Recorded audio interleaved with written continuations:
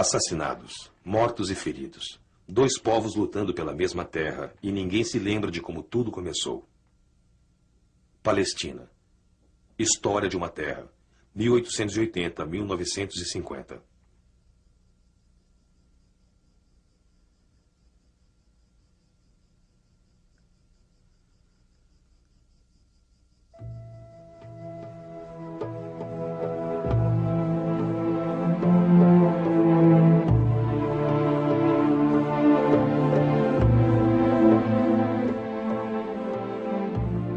A Palestina do século XIX, retratada nas poucas fotos tiradas na época.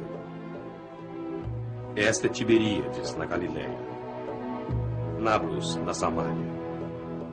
Haifa. Nazaré. E Jerusalém.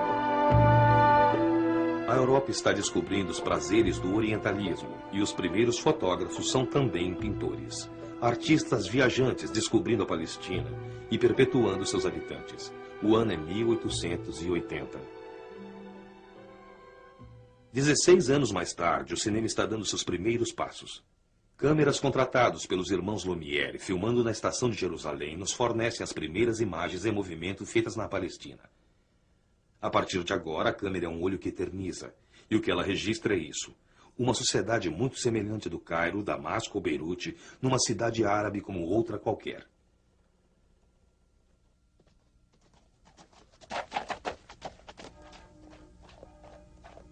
Pelo fim do século XIX, a Palestina tem 500 mil habitantes, dos quais 30 mil vivem em Jerusalém.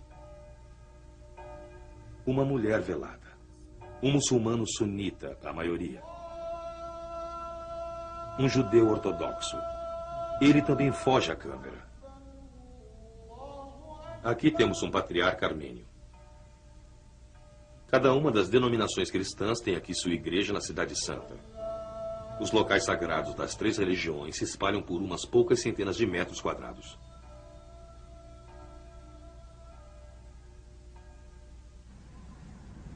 A grande mesquita é próxima ao túmulo de Cristo. Mais adiante, aos pés do Muro das Lamentações, o judeu está recitando uma prece. Ele está usando um tarbush turco e, apesar de orar em hebraico, sua língua cotidiana é o árabe. Os judeus formam a metade da população de Jerusalém, mas no país como um todo eles somam menos que 5% do total. Os cristãos contam 10% e os muçulmanos 85%.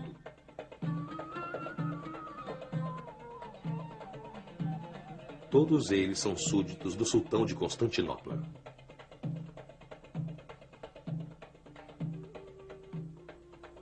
Não há fronteiras dentro do Império Otomano.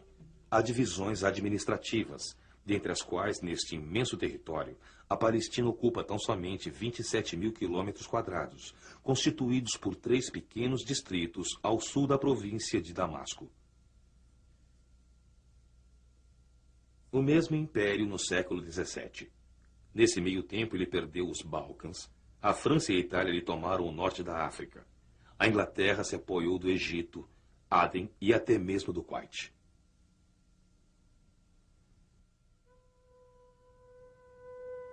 O último sultão, Mehmed V. O império está doente, agonizando debaixo de dívidas. Oficiais de espírito moderno exigem reformas. Nas províncias, só se fala em independência. O regime é posto contra a parede. Forças são erguidas nas províncias em nome do sultão. Em Damasco, em Beirute, na Palestina.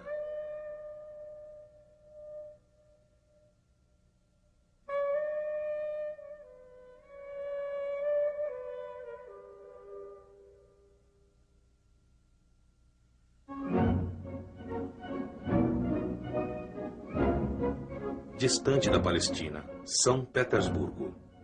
Outro império está perdendo o resplendor, vivendo seus últimos anos. Em 1881, o assassinato de Alexandre II leva seu neto Nicolau ao trono. Ele será o último czar, anunciando um tempo de revolução.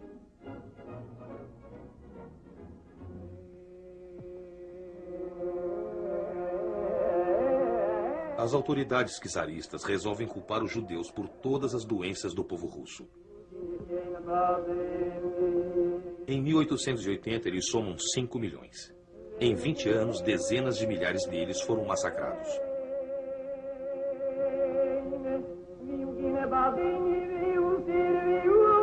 E centenas de milhares deles que escaparam dos pogroms fogem para a América. Outros permanecem e apoiam a revolução. E alguns poucos, um punhado de românticos sonhadores, inventam o sionismo.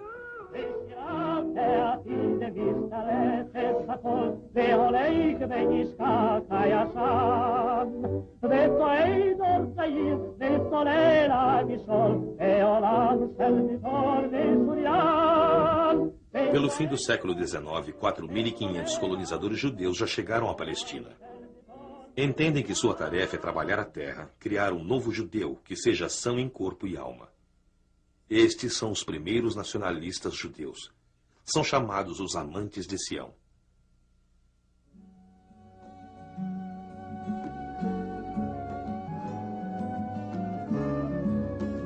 Os camponeses árabes, vendo os primeiros imigrantes judeus chegando, não desconfiam de nada.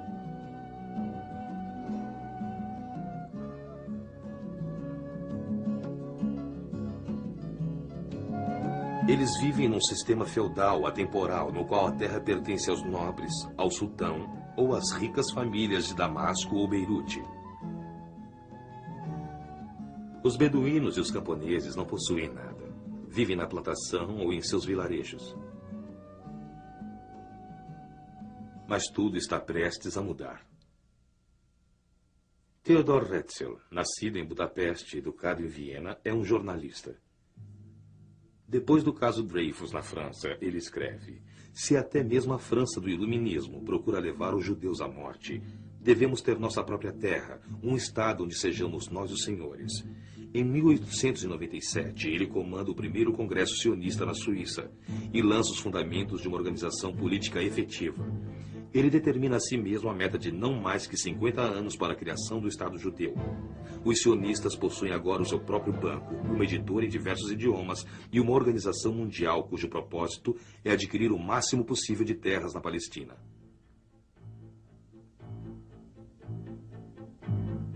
Compradores do Fundo Nacional Judaico pagam em dinheiro e não regateiam. Eles têm uma aparência diferente dos judeus ali nascidos e têm ideias estranhas, mas compram qualquer terra que lhes ofereça, seja fértil ou pedregosa. Nos contratos, eles estipulam que uma vez haja terra adquirida um proprietário judeu, ela só pode ser trabalhada por judeus. Uma cláusula adicional especifica que ela deve ser vendida livre de moradores. Alguns palestinos se recusam a vender sob tais condições, porém outros agarram a oportunidade.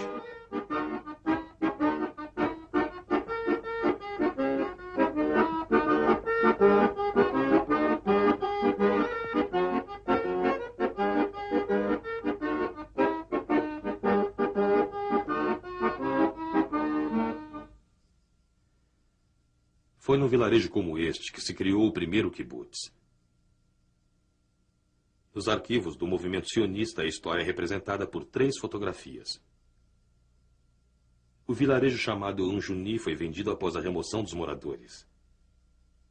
As casas despavimentadas foram substituídas por cabanas de madeira, como na Rússia. Anjuni tornou-se Degânia e a era do kibbutz começou. Aqui vemos os primeiros dias da vida no kibbutz. Uma sociedade exemplar, compartilhando tudo entre todos. Franqueza revolucionária, uma sede por verdade e por justiça. Entusiasmo, mas também cansaço. E às vezes dúvida. A primeira geração a nascer no kibbutz aprende a importância de repartir entre os judeus. Ela também aprende que os judeus, um povo sem terra, agora têm um lar nesta terra sem povo. Mas há também outras crianças na Palestina. Em 1910, os judeus ainda compõem apenas 8% da população. Naquele ano, um jovem publica seu primeiro artigo no jornal do Partido dos Trabalhadores Judeus da Palestina. David Green acabara de chegar da Polônia. Ele embarca numa vida de ativismo sob o nome de Davi Ben-Gurion. Em 40 anos, vai se tornar o chefe do novo Estado de Israel.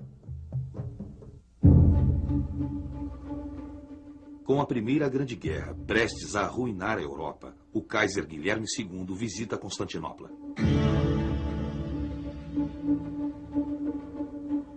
O sultão Mehmed V não domina mais o poder. Seu governo o força a entrar na guerra do lado da Alemanha, contra a França e a Inglaterra. Ele cede, cometendo o erro que lhe custará o trono e seu império. Era o sinal que as potências ocidentais aguardavam para aniquilar o Império Otomano. Hussein, xarife de Meca, chefe da poderosa família Hashemita. Os ingleses precisam de sua ajuda para derrotar os turcos. Eles lhe prometem um grande reino árabe, unido e poderoso, sob a condição de que incite uma guerra santa contra Constantinopla. Outro homem, agindo nos bastidores, é também enviado para desempenhar um papel histórico. O coronel Lawrence foi enviado à Arábia como agente da inteligência britânica. As lendas do cinema o perpetuaram como Lawrence da Arábia. Temos umas poucas e raras imagens de Lawrence. Lawrence no deserto. Lawrence sendo recebido por Faisal, filho de Hussein.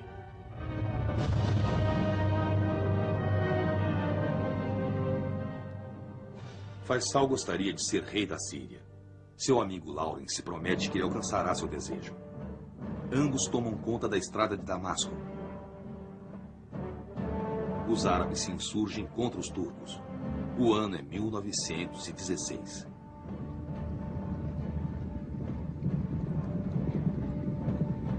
Mas nem Lawrence ou Faisal sabem que as províncias árabes já foram repartidas entre os franceses e os ingleses. Num quarto de hotel em Paris, 2 altos oficiais estão negociando partes do Líbano, Síria e Iraque.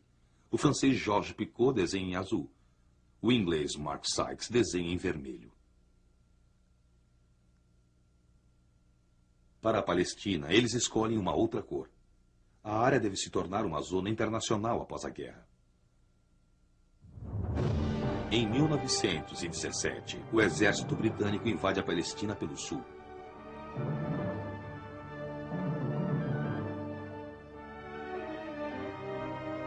Através dos séculos, tem sido esta a estrada pela qual Roma, Bizâncio, os cruzados e os turcos mandavam suas tropas. Agora, outro império tomava a estrada para Damasco. Em 9 de dezembro, os ingleses incluem outra joia na coroa, Jerusalém. O general Allenby entra na cidade. Respeitando a sensibilidade religiosa de seus habitantes, ele vem desarmado e a pé. Mas os libertadores logo se tornam os conquistadores. 3 semanas antes, uma carta já indicava suas intenções. Assinada pelo chanceler britânico, a carta logo depois ficou conhecida como a Declaração Balfour. Ela informava a comunidade judaica na Inglaterra que o governo de Sua Majestade via com bons olhos a criação de um Estado Nacional Judaico na Palestina.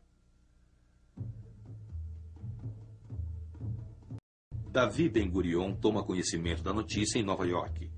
Tendo sido antes expulso da Palestina pelos turcos, ele retorna imediatamente e apoia o exército britânico alistando-se numa legião judaica. As primeiras legiões judaicas são formadas por Ziv Jabotinsky, um grande orador e ideólogo, que se torna uma grande influência intelectual, sobretudo para a direita israelense. A Declaração Balfour é a primeira indicação aos árabes palestinos que os ingleses estão se preparando para os trair.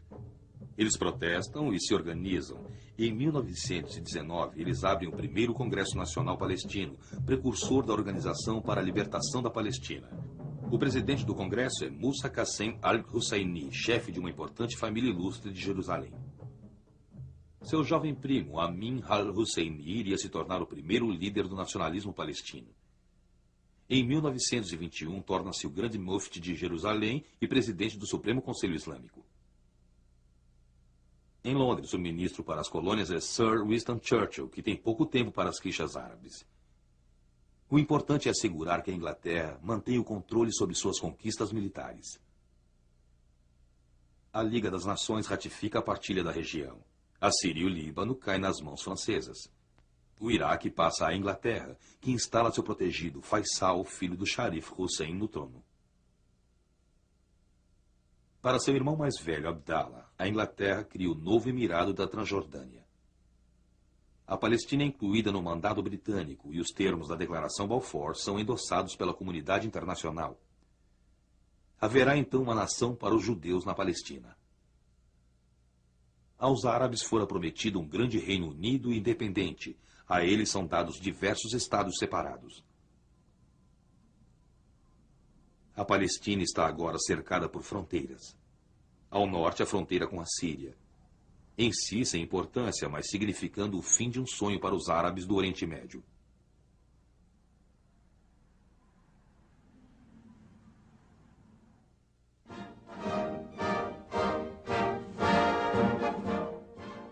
Os ingleses permanecem na Palestina por 30 anos. O primeiro alto comissário britânico para a Palestina chega em Haifa, Sir Herbert Samuel, é judeu.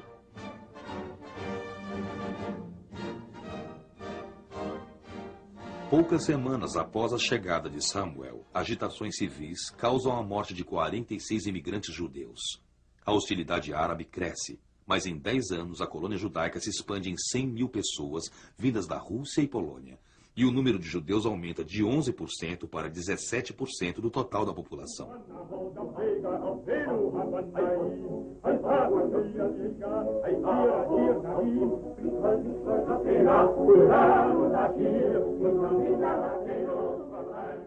Agora eles cantam em hebraico. O idioma da prece é revivificado para se tornar o veículo da unificação nacional. Ao longo dos últimos 20 anos, os judeus da Europa e América foram depositando dinheiro no Fundo Nacional. Filmes publicitários exploram a ideia de que a Palestina é uma terra árida e vazia, onde tudo tem que ser construído a partir das pedras do deserto. Eles mostram o nascimento da primeira cidade judaica, Tel Aviv. Nenhuma menção é feita à cidade árabe de Yaf, ali do lado.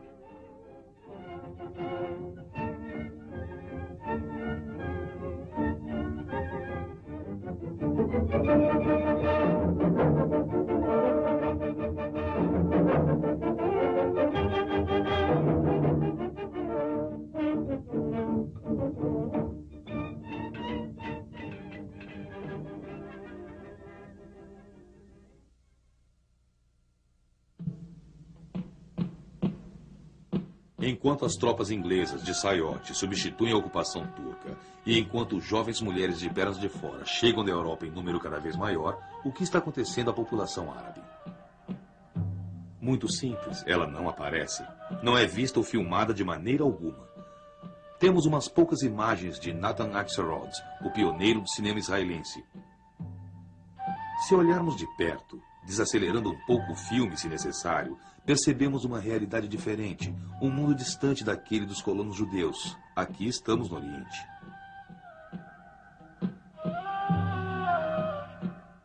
Aqui em Yaf, na Praça Central, diante dos escritórios administrativos locais, encontramos os escrivães públicos. Na praia, um espetáculo exótico, um mágico.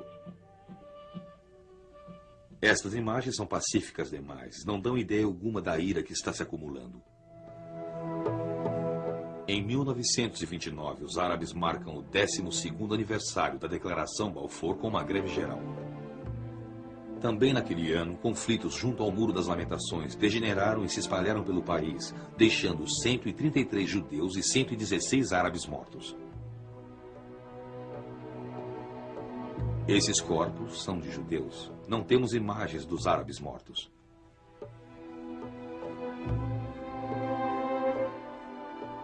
A Liga das Nações envia uma equipe de investigadores. A Inglaterra anuncia que não há mais espaço para um influxo massivo de imigrantes. Mas a história da Palestina não pode ser escrita com relatórios de investigação. Hitler sobe ao poder na Alemanha.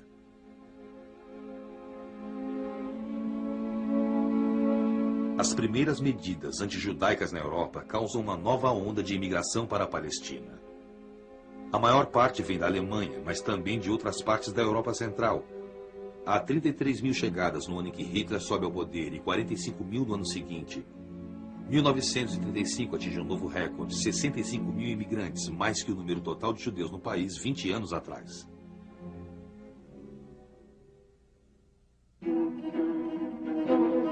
O ódio árabe explode em abril de 1936. Sob a liderança do Mufti Amin al-Husseini, 5 partidos políticos palestinos conclamam uma rebelião geral. Dos nobres e chefes dos vilarejos até os camponeses e comerciantes, eles se revoltam contra a ocupação britânica e a imigração judaica.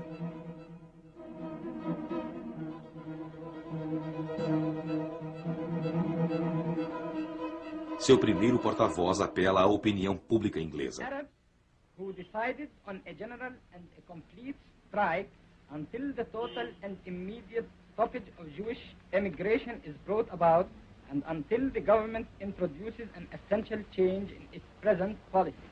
A policy which, if continued, will surely have as a result the replacement of the Arabs by the Jews.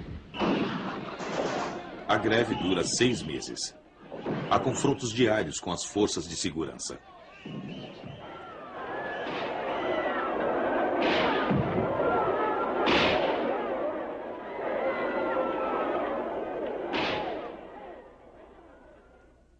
É declarado estado de emergência. Há buscas policiais, inspeções de identidade e prisões.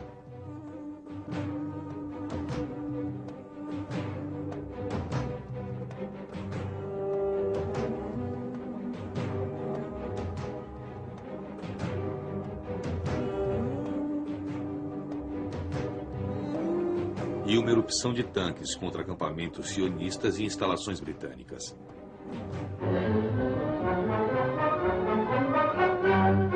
More British troops have landed at Haifa for the delicate job of stamping out the trouble in Palestine. You might call them the Kid Glove Army.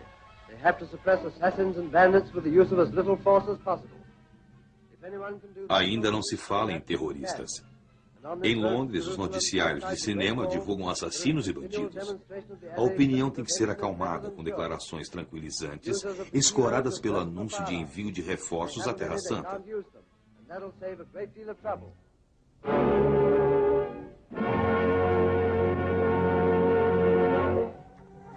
Aqui estão os bandidos e assassinos.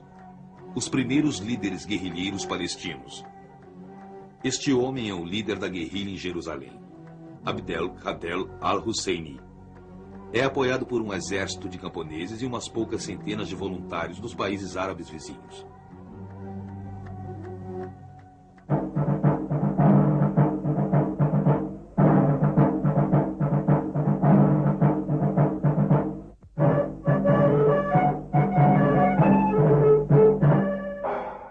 Todo esse tempo, os judeus estão construindo novas colônias. Em sua maior parte, elas consistem em umas poucas unidades pré-fabricadas, uma barreira, um posto de vigília e umas cabanas. O objetivo é apresentar um fato consumado.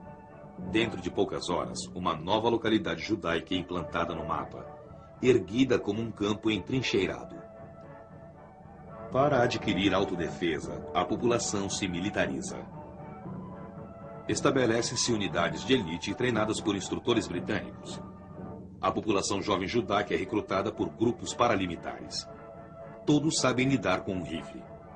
Nasce o soldado cidadão.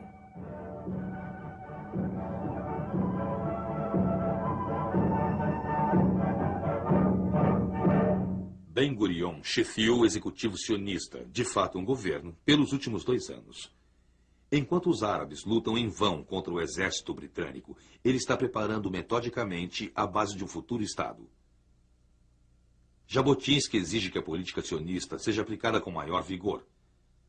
Seus seguidores formam o Irgun, uma rede clandestina que atira bombas e granadas contra a população árabe.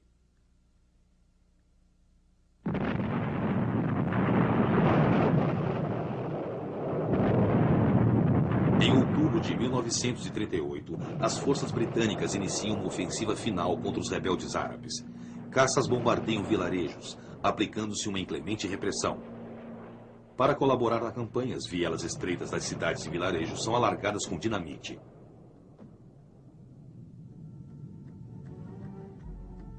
Os líderes rebeldes são deportados, alguns são enforcados.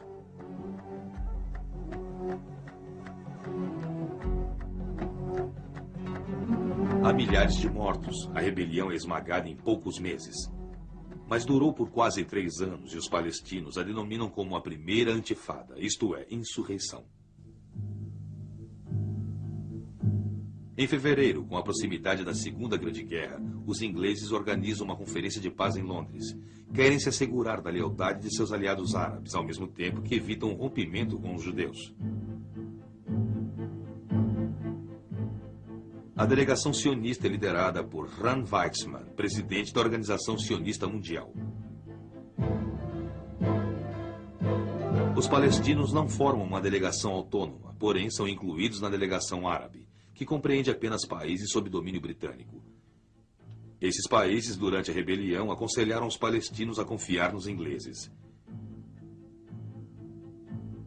Em 17 de maio, a Inglaterra publica um decreto limitando a imigração judaica e impondo uma cláusula que sujeita a questão à aprovação árabe.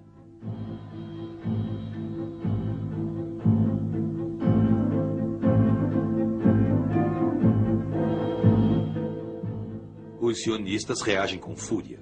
Seu velho aliado inglês parece agora haver se tornado um inimigo, justamente no momento de maior necessidade para os judeus da Europa.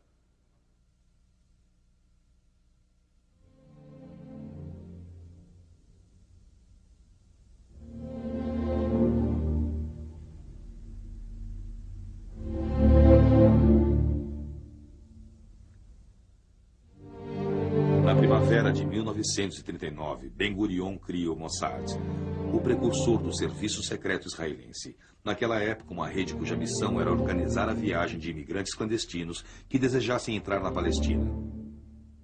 Dessa maneira, 17 mil judeus europeus se salvam.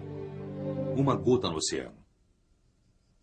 Por causa de seus ternos e paletós bem passados, eles são conhecidos como ziekes. A gíria judaica já está criando raízes na Palestina.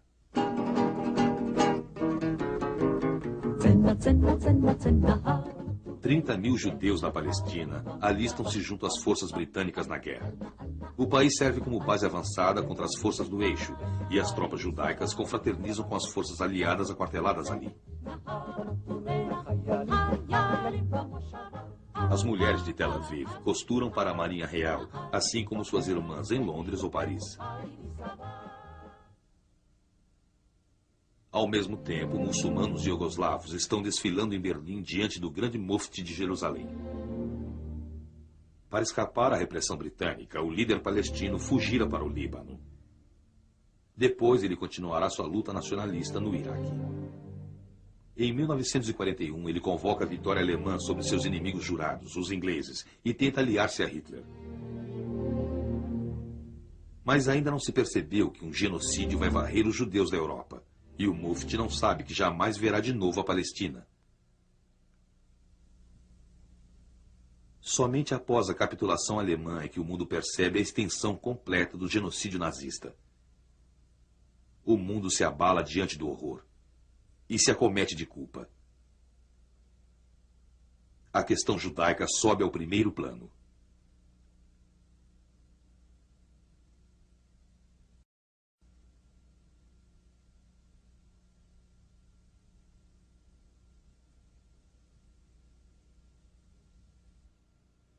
Porém, as fronteiras permanecem fechadas. Numa Europa arruinada, centenas de milhares de sobreviventes e expatriados são recolhidos em campos para pessoas sem teto. Ninguém os quer. Fixam-se cotas de imigração para conter todos, exceto uns poucos. Muitos judeus se recusam a voltar a seus países de origem, onde seus compatriotas os entregaram aos assassinos.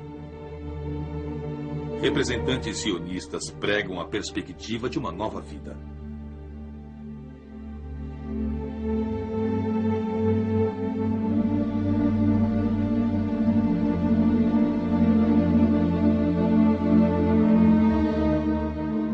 Seus irmãos estão esperando por eles na Palestina.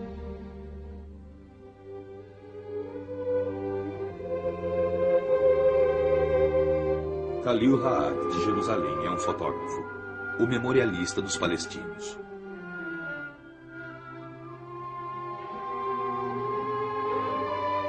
Sua câmera satura as imagens, como se um sentido de urgência o compelisse a registrar sua sociedade antes da dispersão.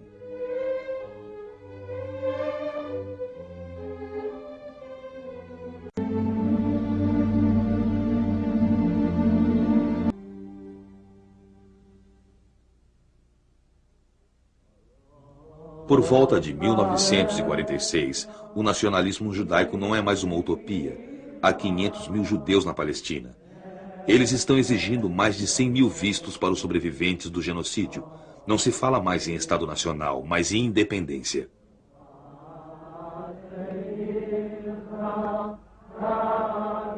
Sob a influência de Ben-Gurion, desde 1942, o movimento sionista adota uma nova estratégia, rompendo a aliança com os ingleses e se voltando agora para os Estados Unidos, o principal vitorioso na guerra. Judeus americanos enviam 50 milhões de dólares por ano aos sionistas. The late President of the United States, and only recently the joint resolution of the United States Congress asking for freedom of Jewish immigration, which will result in a free and democratic Jewish Commonwealth in Palestine. It was the Jewish people who made Palestine. That was Palestine who made the Jewish people. That no other people in the world made Palestine. No other people in the world was ever made by Palestine. 1º de maio, Tel Aviv. A Internacional é cantada em hebraico. A grande maioria dos judeus pertence à esquerda sionista, mas o fervor revolucionário mascara a política de pragmatismo conforme a visão de Ben-Gurion, o pai fundador do futuro Estado.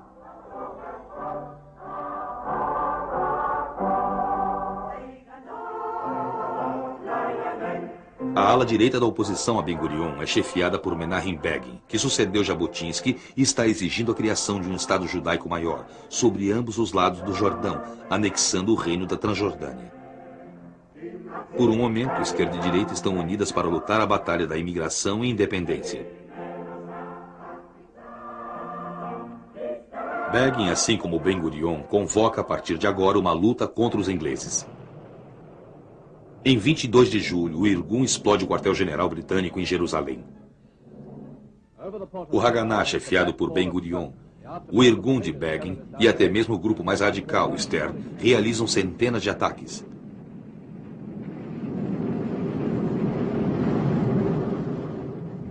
A violência se alastra. Não somente os judeus, mas também os árabes e os ingleses acabam se envolvendo, deixando inúmeras vítimas. Enquanto isso, navios superlotados trazendo imigrantes ilegais chegam todo dia, procurando forçar caminho através do bloqueio britânico. Eles são acostados, seus passageiros deportados ou confinados. Alguns navios afundam no meio do caminho, com enorme perda de vidas.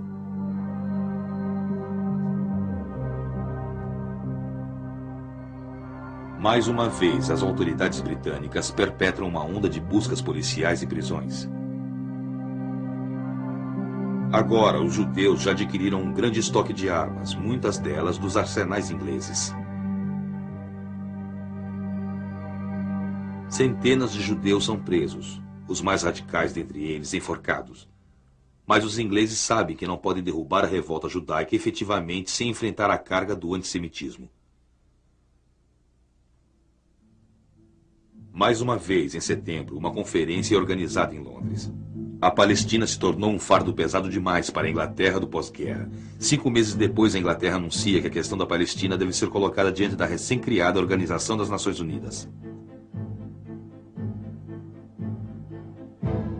A Assembleia Geral da ONU abre agora um debate que não se concluiu até hoje.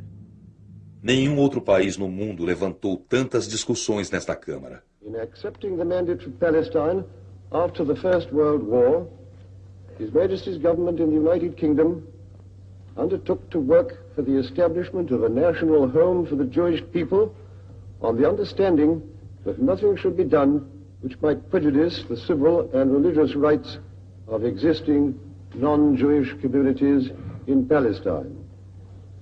It was assumed at that time that the objects of the mandate could be carried out with the consent and cooperation of both peoples. Time has shown that this assumption was incorrect. Um sionista e um palestino são convidados para discursar na comissão. Ambos só podem falar uma vez com a mesma duração de tempo. Henri Catan, o palestino, é um advogado em Jerusalém, representando o Alto Comitê Árabe, chefiado pelo Grande Mufti. I come to you, sir, as a representative of the people of Palestine. As an Arab whose roots are deeply embedded in that tortured land. The Arab people are deeply anxious to find a just and lasting solution to the problem before you, because it is their own problem, the problem of their present life and their future destiny. Abba Hillel Silver, o sionista, é um rabino reformista. Vive em Nova York e representa a Agência Judaica para a Palestina, liderada por Ben Gurion. The Jewish people belongs in this society of nations. Surely the Jewish people is no less deserving than other peoples whose national freedom and independence have been established and whose representatives are now seated here. The Jewish people were your allies in the war and joined their sacrifices to yours to achieve a common victory. The Arabs of Palestine are not claiming their country on pledges made to them, for it belongs to them. Nor are the Arabs claiming their independence on assurances. They are entitled to such independence as being their natural and inalienable right. We hope that that people, now rebuilding again its national life in its ancient homeland, will be welcomed before long by you to this noble fellowship of the United Nations. Uma comissão das Nações Unidas viaja à Palestina. Sua composição objetiva um balanço geopolítico. Um antigo administrador colonial holandês, um sueco, um canadense, um australiano, um uruguaio, um tcheco, um peruano, um guatemalteco, um iugoslavo, um iraniano e um indiano. É a 17ª comissão de inquérito na Palestina em 25 anos, mas desta vez ela desempenhará um papel decisivo. Enquanto visitam o país tentando aprender suas complexidades e encontrar uma solução para a intrincada equação, o Haganah está preparando um evento que irá balançar suas deliberações, o episódio do Êxodo. Em 18 de julho, guardas costeiros britânicos deslocam o Êxodo da costa de Gaza. A bordo estão 4.500 imigrantes ilegais, acompanhados de oficiais do Haganah que se recusam a se render. Na violência que se segue, vários são mortos e há inúmeros feridos. As autoridades britânicas se recusam a ceder. Os sobreviventes do genocídio são repelidos e enviados de volta à Alemanha.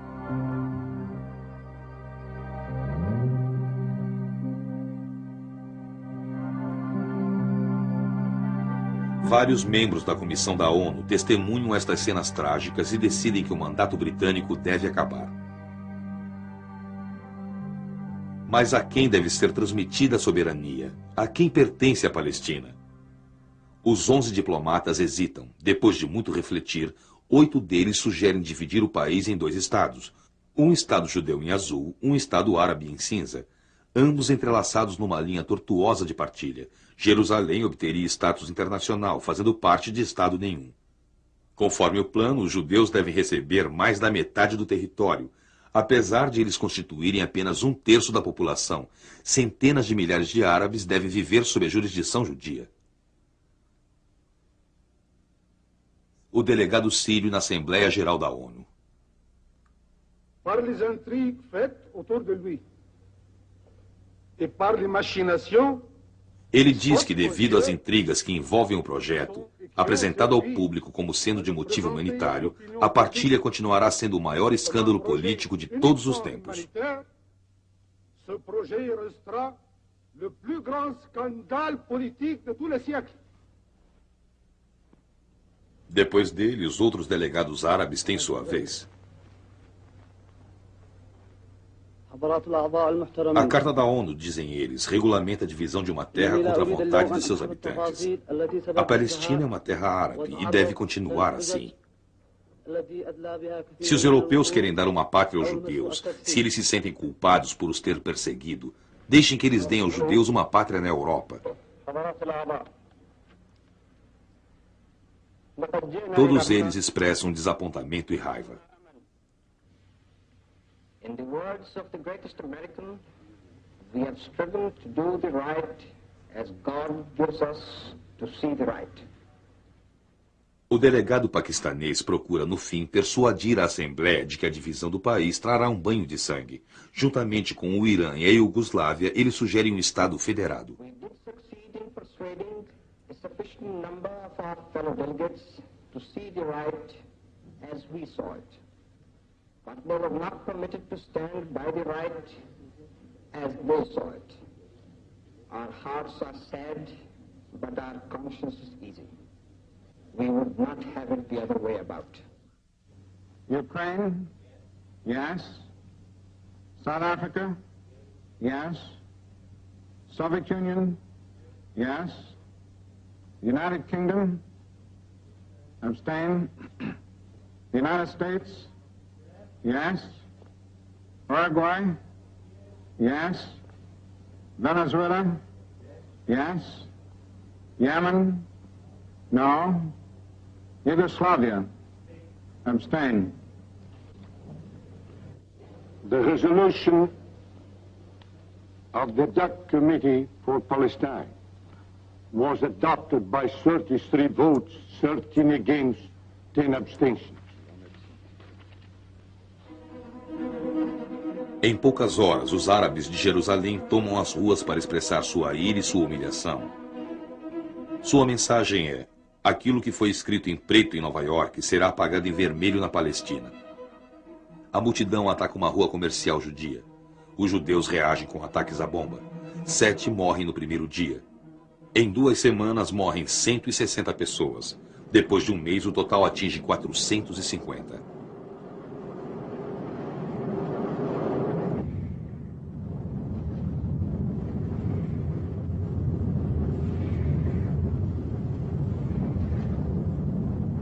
Não estamos mais falando de distúrbios, mas de guerra. Uma guerra explodindo debaixo do rosto impassível das autoridades britânicas que aguardam o término de seu mandato para daqui 6 meses.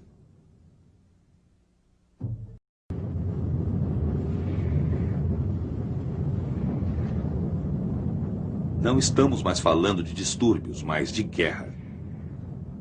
Uma guerra explodindo debaixo do rosto impassível das autoridades britânicas que aguardam o término de seu mandato para daqui 6 meses. O ano de 1948 representa um marco tanto para os palestinos como para os israelenses. Para os primeiros representa uma catástrofe, para os judeus uma libertação.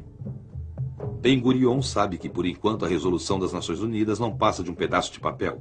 Ele compra uma grande quantidade de armas na Tchecoslováquia e declara uma mobilização geral.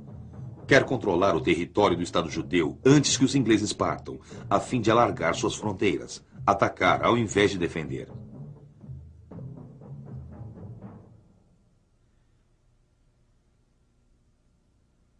Em 9 de abril de 1948, um mês antes do término do mandato britânico, os grupos Irgun e Stern tomam o vilarejo de Deir Yassin, próximo a Jerusalém.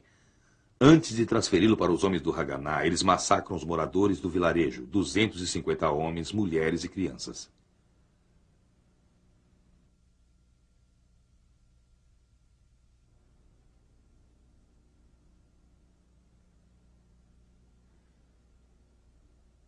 Ben-Gurion condena o massacre, mas Deir Yassin se transforma num símbolo e num exemplo.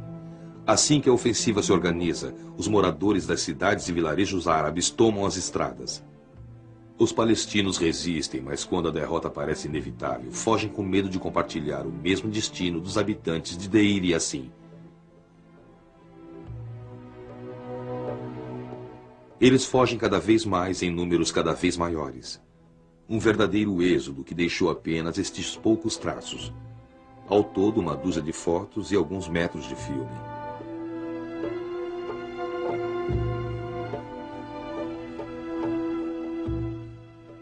No porto de Haifa, onde poucas décadas antes Natan Axelrod filmara o mágico, estão agora os palestinos partindo para Gaza ou Beirute.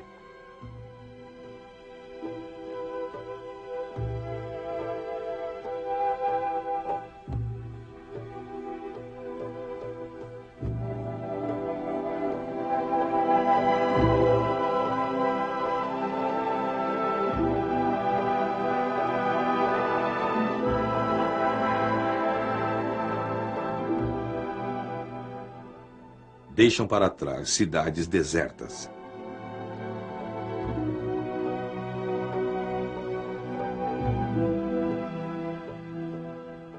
Em todo lugar deixam ruínas causadas pelas lutas, com corpos estendidos na rua.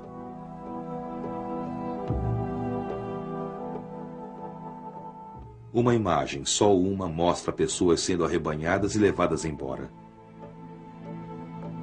São pessoas que querem permanecer e que são forçadas a partir.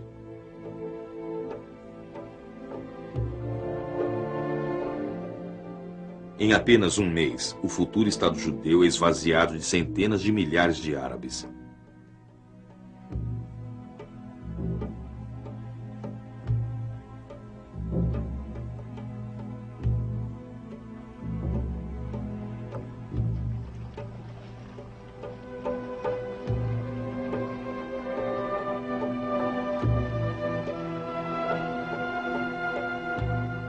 Fogem para o que sobra da Palestina, Gaza ao sul, a Cisjordânia a leste. No norte, eles cruzam a fronteira para o Líbano ou a Síria. Alguns cruzam o rio Jordão e aguardam pelo fim das lutas para voltar para casa.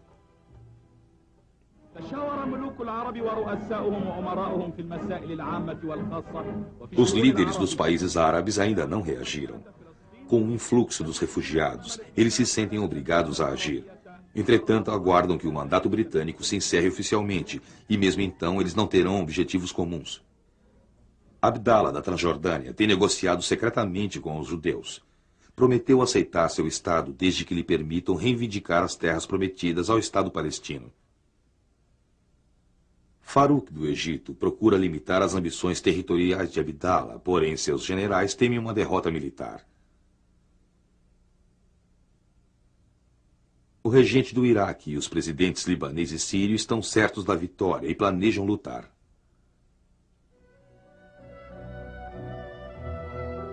Em 14 de maio de 1948, os dados estão lançados.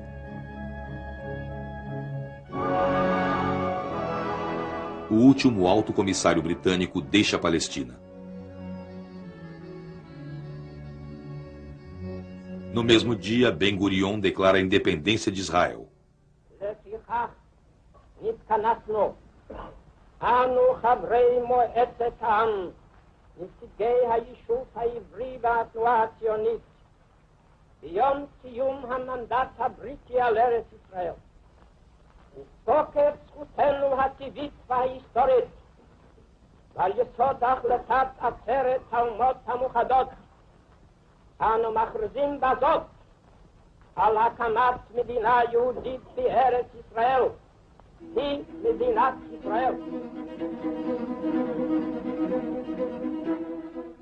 Poucas horas mais tarde, na manhãzinha de 15 de maio, os exércitos árabes invadem a Palestina. Tropas do Egito, Transjordânia, Síria, Iraque e Líbano prometem se encontrar em Tel Aviv. Seu objetivo é a destruição do Estado judeu, atirando os sionistas ao mar e permitindo um rápido retorno dos refugiados.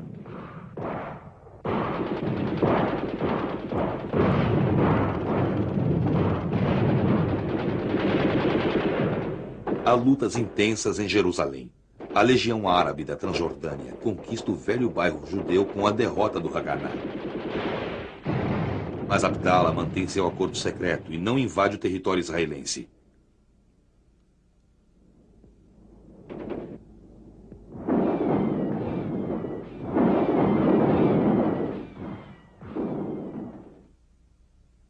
O representante palestino Jamal Bey Husseini. Em 20 de maio, ele recusa um cessar-fogo na ONU. As a member of the Arab League, the Palestine Arab population, as represented by the Arab Hair Committee, have a legitimate claim on the other members for assistance in the restoration of peace and order in their country. The troops of the states of the Arab League, who have crossed the borders of Palestine from the neighboring countries on the termination of the mandate, have therefore done so by the invitation of the people of Palestine. Conde Bernadotte, o mediador sueco da ONU. Em 11 de junho, ele consegue impor uma trégua, acreditando que há motivos para esperança. And I believe, and I think I have the right to believe that we sooner or later, it might be sooner, can get a settlement and stop the war in Palestine. Não demora muito até que ele mude de ideia. Uma excursão pelo país e os vilarejos árabes destruídos lhe mostram a extensão do êxodo palestino. Seus relatórios para a ONU perturbam os israelenses. Ele parece perigoso. O jovem Itzhak Shamir, comandante do grupo Stern, ordena seu assassinato. Os relatórios de Bernadotte o acompanham ao túmulo. Desta vez, os israelenses estão bem armados e bem organizados.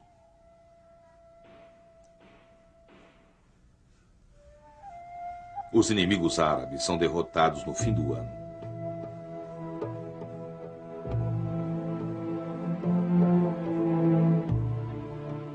I think it's my duty to say that the Arabs of Palestine cannot go into any political discussion on the basis of any Jewish state in Palestine. Thank you, sir. Jamal Ben Husseini fez seu último discurso nas Nações Unidas. Ainda em 1948. A próxima fala de um representante palestino nas Nações Unidas acontecerá 26 anos depois, em 1974, por Yasser Arafat. Durante a guerra, Israel ganhou mais 4.000 quilômetros quadrados relativos ao plano de partilha. Graças à fuga dos palestinos, sua população agora é quase que totalmente judia. Jerusalém, que deveria ter status internacional, está dividida. A metade ocidental se torna a capital de Israel. A metade oriental é submetida ao domínio jordaniano. Os territórios de Gaza e da Cisjordânia permanecem sob controle árabe. De acordo com o plano de partilha, um Estado palestino deveria ser criado, mas a faixa de Gaza é colocada sob a administração egípcia e a Cisjordânia é anexada pelo rei Abdallah. Ao invés de instituir um Estado para os palestinos, a ONU monta uma agência de assistência aos refugiados árabes. Em 1949, a UNRWA cria os primeiros acampamentos e distribui cupons de comida.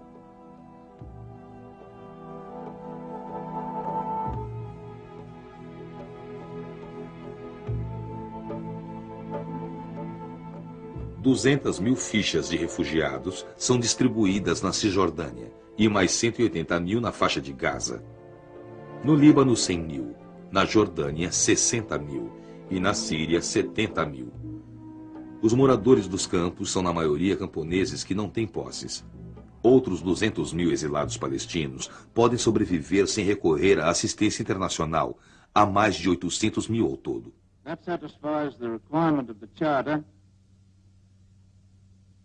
of a two-thirds majority, and I therefore formally declare Israel admitted to membership in the United Nations.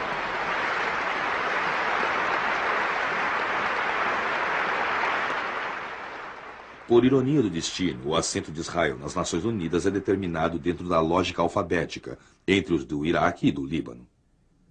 Mas assim que a delegação israelense chega, os delegados árabes partem em protesto.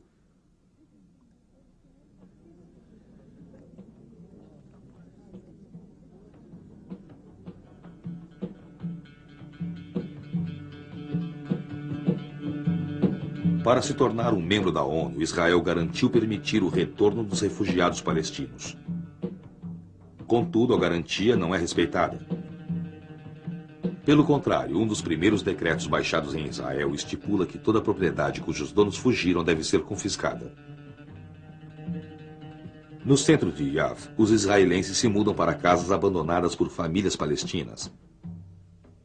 As belíssimas casas deixadas por famílias ricas árabes são destinadas a comandantes do exército ou altas autoridades. Pelo país afora, imigrantes judeus desfazem suas malas em cidades e vilarejos árabes abandonados. No início dos anos 50, Israel recebe 700.000 judeus do norte da África e Oriente Médio. Numericamente, eles compensam quase exatamente os antigos palestinos. Os novos imigrantes não conheceram o antissemitismo que os judeus europeus sofreram. Mas desde 1948, os árabes em seus países natais começaram a tratá-los como traidores, e eles preferiram partir, Também para eles tendas são erguidas, e seus primeiros anos em Israel são muito duros. Começa uma nova vida banhada em esperança e saudade.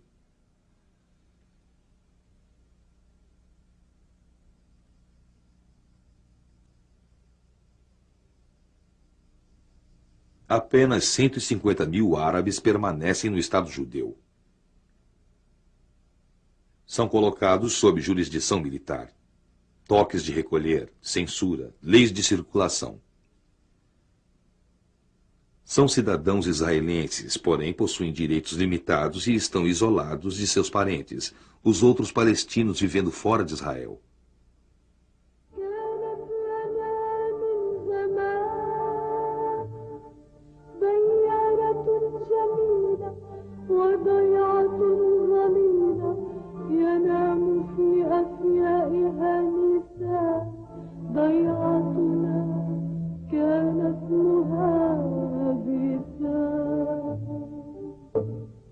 O vilarejo de Bissã, citado na canção, foi varrido do mapa. No seu lugar está a cidade israelense de Beit Shean. Os campos de refugiados, entretanto, ainda estão para ser varridos. Mais de 2,5 milhões de palestinos estão recebendo assistência nos campos da UNRWA. 20 anos depois dessas imagens, as crianças do campo estarão carregando armas de fogo, terão se juntado à OLP, e ainda mais tarde uma nova geração de refugiados vai se levantar. Seu grito será Antifada. De 2,5 milhões de palestinos estão recebendo assistência nos campos da UNRWA. 20 anos depois dessas imagens, as crianças do campo estarão carregando armas de fogo, terão se juntado à OLP, e ainda mais tarde uma nova geração de refugiados vai se levantar. Seu grito será Antifada.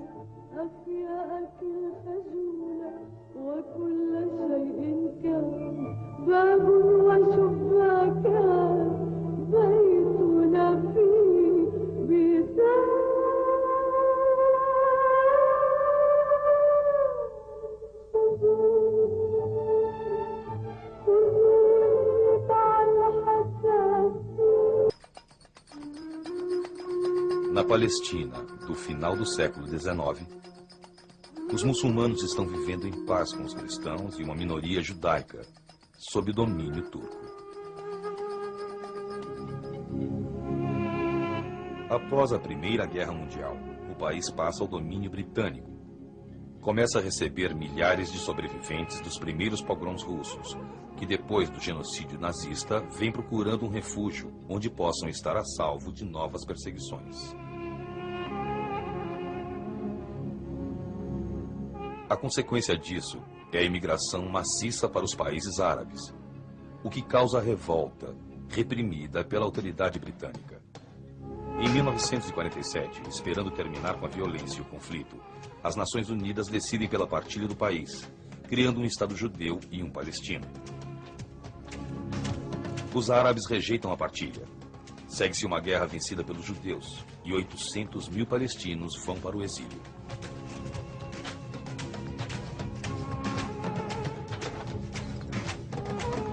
Nasce o Estado de Israel, uma terra de imigrantes. Nos anos 50, ele se torna um Estado moderno dentro dos moldes ocidentais. Enquanto isso, os palestinos amontoados em suas tendas nos campos de refugiados esperam pelo dia em que poderão voltar.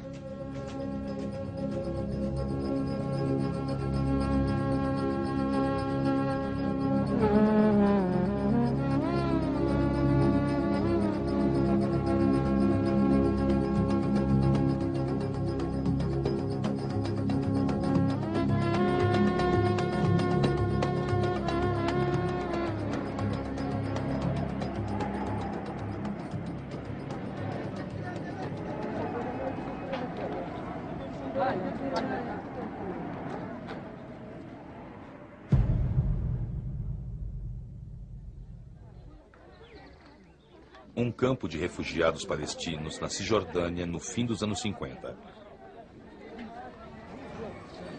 O que era temporário tornou-se permanente. Barracas substituem as tendas, mas a memória persiste. Cada alameda leva o nome de uma cidade perdida. As Nações Unidas fornecem a escola.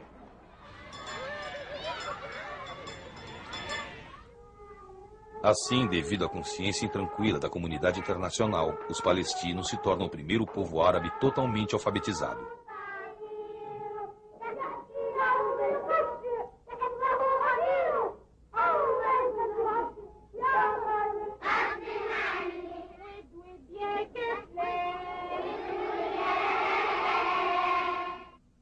Yasser Arafat, estudante no Cairo. Nascido em Jerusalém, Arafat não é um exilado nem um produto dos campos. Em 1953, Arafat é o presidente da União dos Estudantes Palestinos.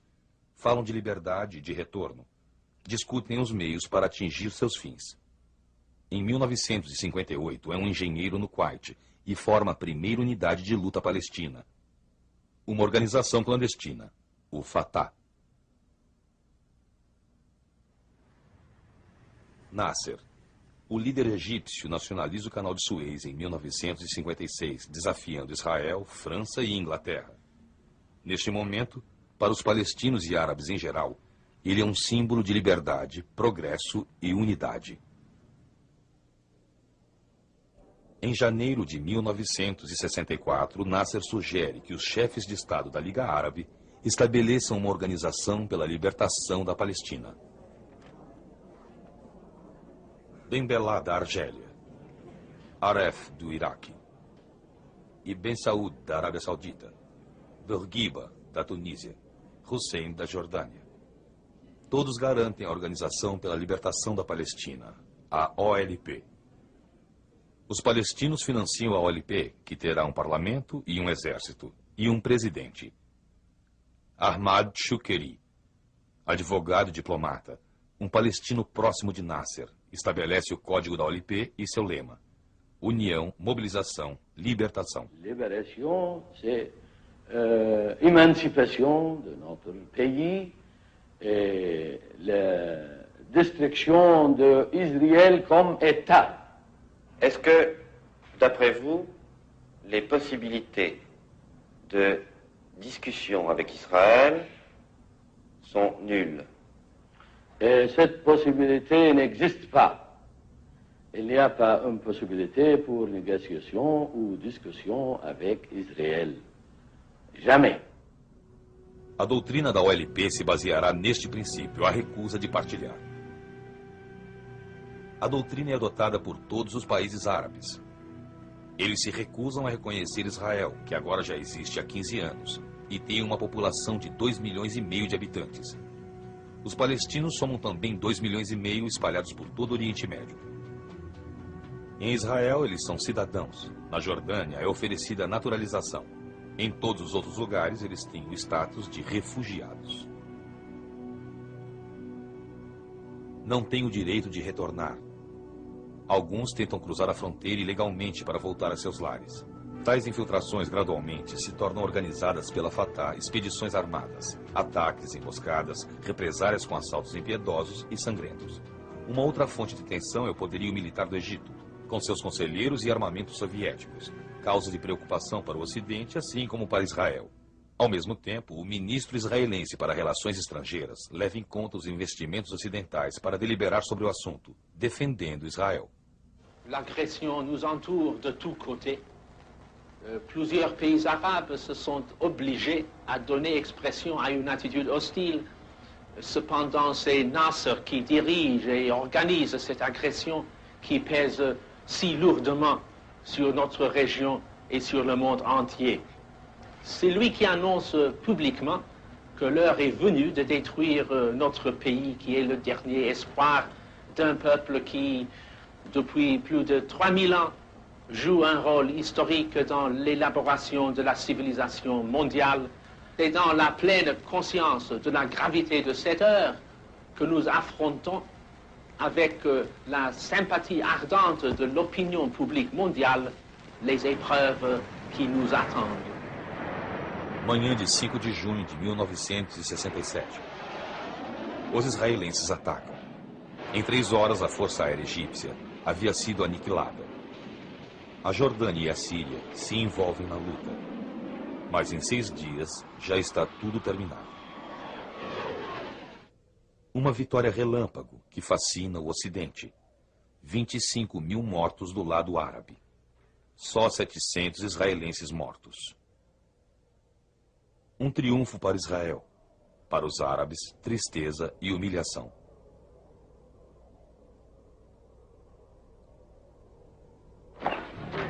No espaço de 6 dias, Israel ocupou grandes áreas territoriais. Gaza, Cisjordânia, o Sinai, as colinas de Golã. A bandeira israelense tremula sobre os prédios públicos por toda a parte.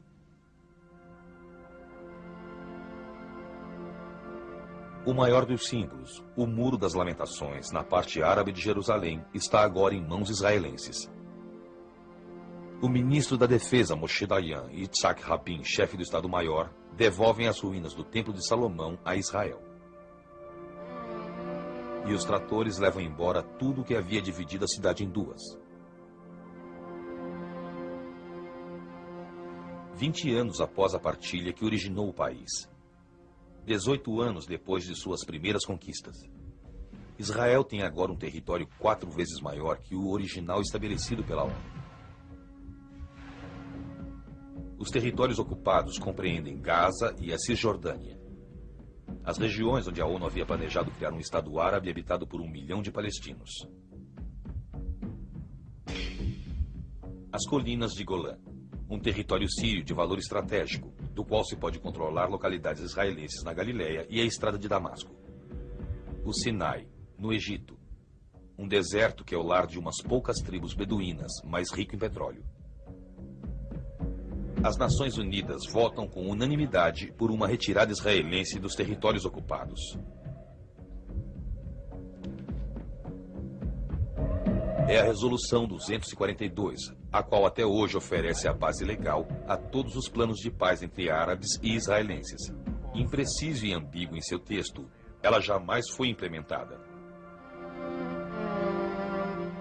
Outros 250 mil refugiados fogem através do Rio Jordão, cujas pontes foram destruídas durante as lutas.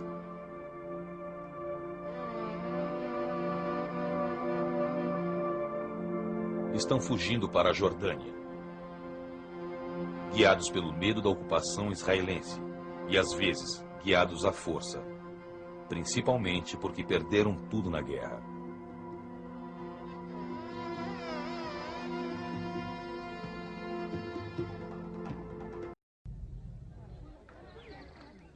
Um campo de refugiados palestinos na Cisjordânia no fim dos anos 50. O que era temporário tornou-se permanente.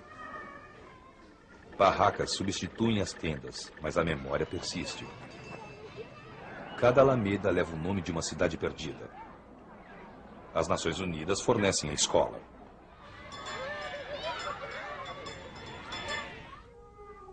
Assim, devido à consciência intranquila da comunidade internacional, os palestinos se tornam o primeiro povo árabe totalmente alfabetizado.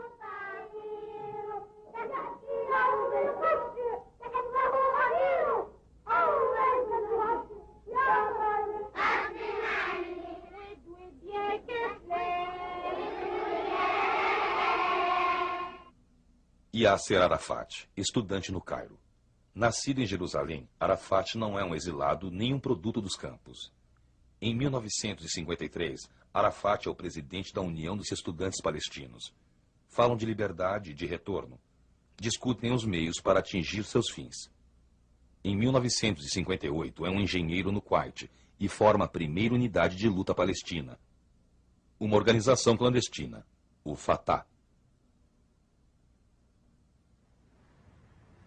Nasser. O líder egípcio nacionaliza o Canal de Suez em 1956, desafiando Israel, França e Inglaterra. Neste momento, para os palestinos e árabes em geral, ele é um símbolo de liberdade, progresso e unidade. Em janeiro de 1964, Nasser sugere que os chefes de Estado da Liga Árabe estabeleçam uma organização pela libertação da Palestina. Ben Bella da Argélia, Aref do Iraque e Ben Saud da Arábia Saudita, Bourguiba da Tunísia, Hussein, da Jordânia. Todos garantem a Organização pela Libertação da Palestina, a OLP. Os palestinos financiam a OLP, que terá um parlamento e um exército, e um presidente. Ahmad Shukeri, advogado e diplomata, um palestino próximo de Nasser, estabelece o código da OLP e seu lema: União, mobilização, libertação. Libération, c'est émancipation de notre pays et la destruction d'Israël comme État. Est-ce que, d'après vous, les possibilités de discussion avec Israël sont nulles? Et cette possibilité n'existe pas. Il n'y a pas une possibilité pour négociation ou discussion avec Israël. Jamais. A doutrina da OLP se baseará neste princípio, a recusa de partilhar. A doutrina é adotada por todos os países árabes. Eles se recusam a reconhecer Israel, que agora já existe há 15 anos, e tem uma população de 2,5 milhões de habitantes. Os palestinos somam também 2,5 milhões espalhados por todo o Oriente Médio. Em Israel, eles são cidadãos. Na Jordânia, é oferecida a naturalização. Em todos os outros lugares, eles têm o status de refugiados. Não têm o direito de retornar. Alguns tentam cruzar a fronteira ilegalmente para voltar a seus lares. Tais infiltrações gradualmente se tornam organizadas pela Fatah, expedições armadas, ataques, emboscadas, represálias com assaltos impiedosos e sangrentos. Uma outra fonte de tensão é o poderio militar do Egito, com seus conselheiros e armamentos soviéticos, causa de preocupação para o Ocidente, assim como para Israel. Ao mesmo tempo, o ministro israelense para Relações Estrangeiras leva em conta os investimentos ocidentais para deliberar sobre o assunto, defendendo Israel. L'agression nous entoure de tous côtés.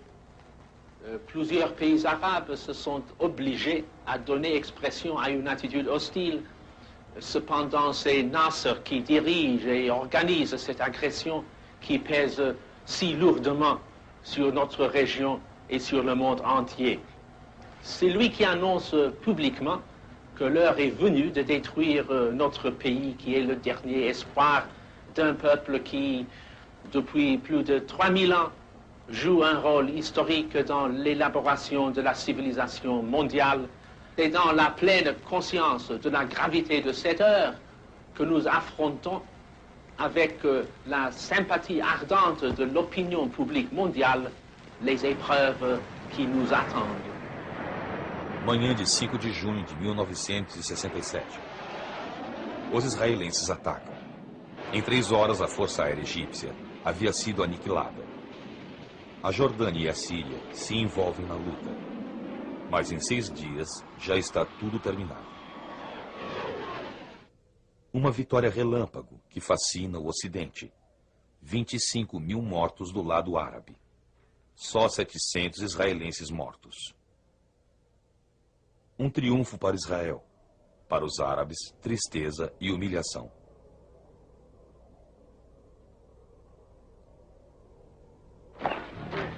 No espaço de 6 dias, Israel ocupou grandes áreas territoriais.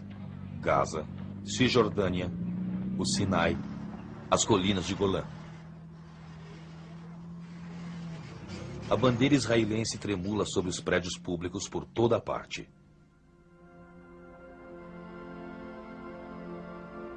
O maior dos símbolos, o Muro das Lamentações, na parte árabe de Jerusalém, está agora em mãos israelenses.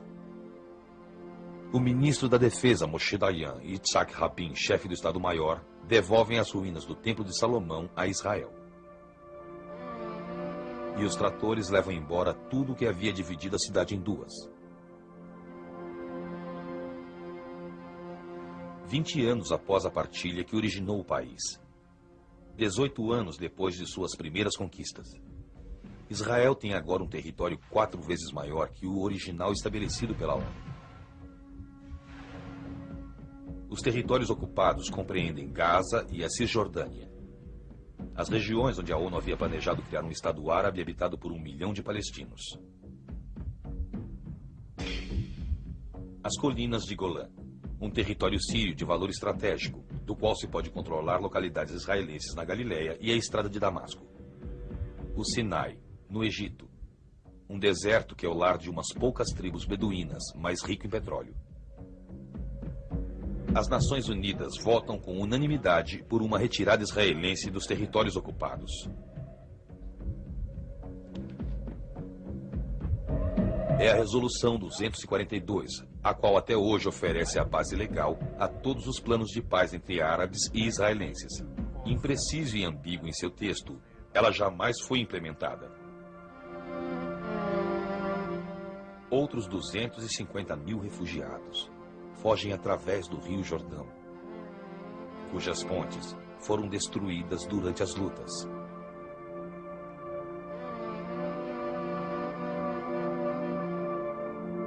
Estão fugindo para a Jordânia, guiados pelo medo da ocupação israelense e, às vezes, guiados à força, principalmente porque perderam tudo na guerra.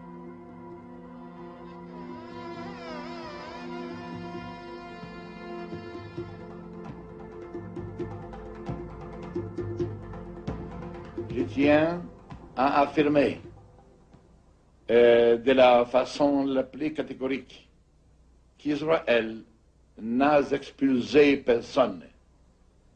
Sont partis de leur plein gré. Des réfugiés qui, sachant qu'ils pourraient continuer à recevoir de l'assistance en Transjordanie, préféraient se trouver parmi les leurs. Si nous les avions empêchés de partir, on nous aurait sans doute accusés de restreindre leur liberté de mouvement. Tudo tem de começar de novo, assim como há 20 anos. É preciso passar tudo a limpo.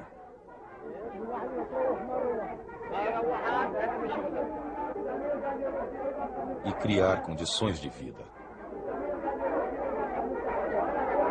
Para depois pensar no Estado da Palestina.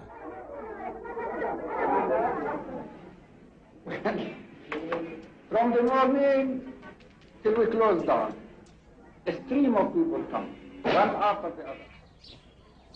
De volta aos lares, as telhas vão sendo limpas.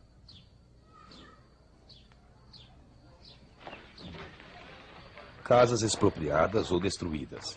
Estradas são construídas. Às vezes, por razões de segurança, cidades inteiras são demolidas e colônias se instalam no seu lugar. بين الأرض والسماء. في خيم؟ اه يعني تترك البلد؟ لا ما بترك، لازم أبقى في وطني ولو ما فيش شيء.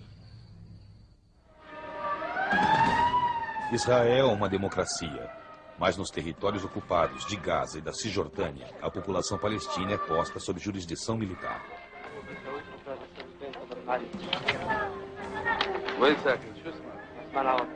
Privada de seus direitos cívicos e sujeita à rotina das inspeções de segurança.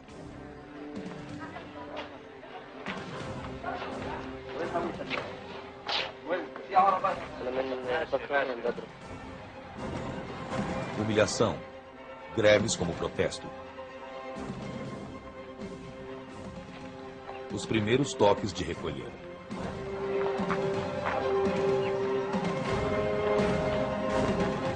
O início de um círculo vicioso.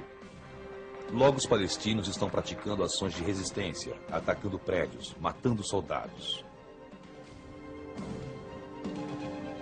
Nos primeiros 2 anos, há 2.000 prisões. Quase todos os presos são encarcerados sem julgamento. Para muitos, a prisão torna-se uma escola, um local onde grupos clandestinos se formam. Então, as primeiras greves de fome. A luta armada dos nacionalistas argelinos e vietnamitas é tomada como modelo.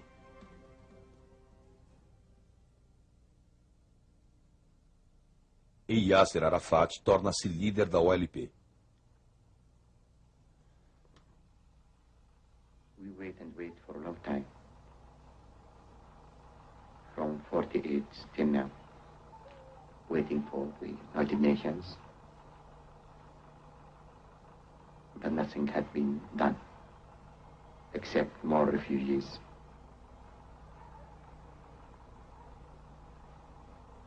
So, we think that the only way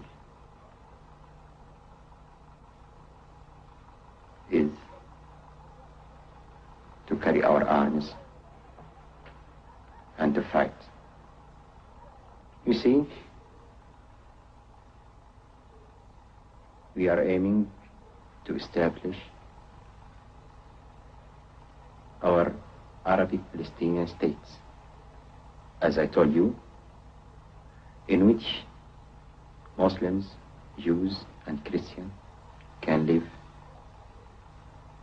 in peace, friendship, and justice. A democratic state. And what will be the boundaries of the state you want to establish? The original boundaries, from the sea to the river. Do mar ao Jordão.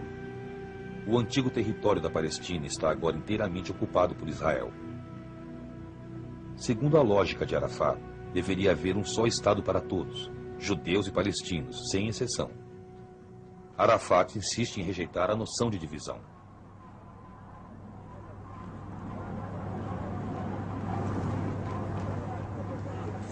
E para alcançar tal sonho, as pessoas nos campos se preparam para a luta armada.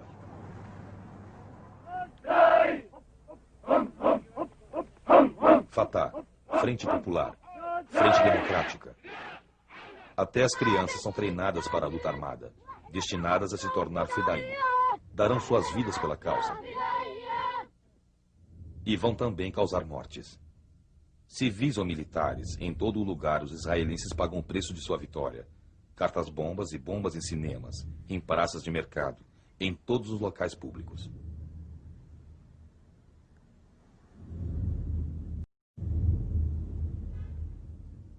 Em 1970, Golda Meir torna-se primeira-ministra. Apesar de ser conhecida como a avó de Israel, ela dispõe do maior orçamento militar do mundo, 20% do produto interno bruto. שני הילדים שלי, הבן והבת, נולדו בארץ. אני מעולם לא הסכמתי לקנות להם צעצוע שיש לזה איזה קשר למלחמה. לא רובה ולא אקדח ולא טנק, אף פעם. מפני שרציתי להאמין שכאשר ילדים שלי יגדלו, כבר לא תהיינה מלחמות בעולם. טעיתי. הילדים שלי גדלו כאן, ומגיל צעיר מאוד הם היו במאבקים. הם היו בגיל צעיר מאוד, היו בהגנה, להגן על היישוב העברי בארץ. כך היה לנו, הייתה מלחמת העולם. אחר כך היה לנו מאבק עם הבריטים. אחר כך הייתה מלחמת השחרור. אחר כך הייתה מלחמת סיני. זה היה בניגוד לרצוננו, למחשבתנו, לחלומות שלנו. ואני רוצה להגיד רק דבר אחד. אשרנו שבמדינה הזאת יהודים יכולים להגן על חייהם. Para ela não existe o povo palestino.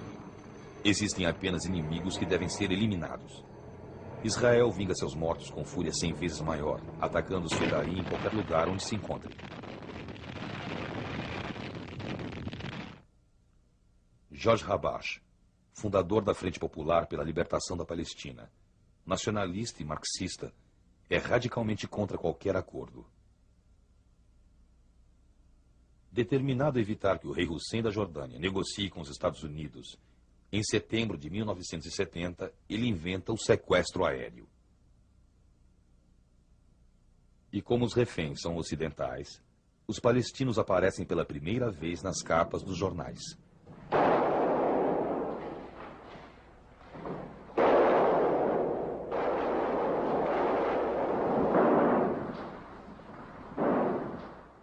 Não há casualidades.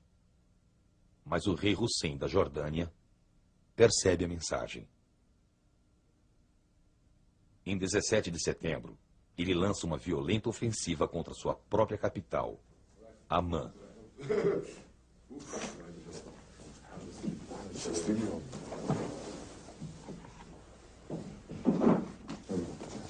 Há poucas imagens dos dias do Setembro Negro, que deixou pelo menos 3.000 mortos entre os Fedaim.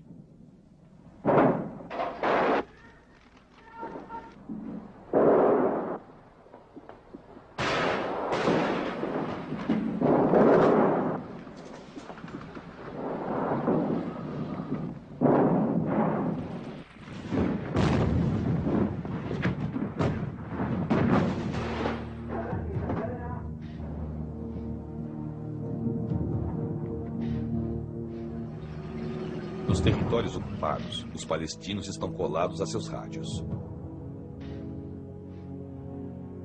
Nasser morre. As notícias são de catástrofe na Jordânia. É um setembro negro para os palestinos. A OLP foi golpeada selvagemmente. Seu protetor egípcio se foi e o programa de libertação, mais uma vez, parece ter sido adiado. Com Arafat, 50.000 palestinos deixam a Jordânia. Primeiro rumo a Damasco e depois para o Líbano, onde o Estado é fraco demais para os controlar.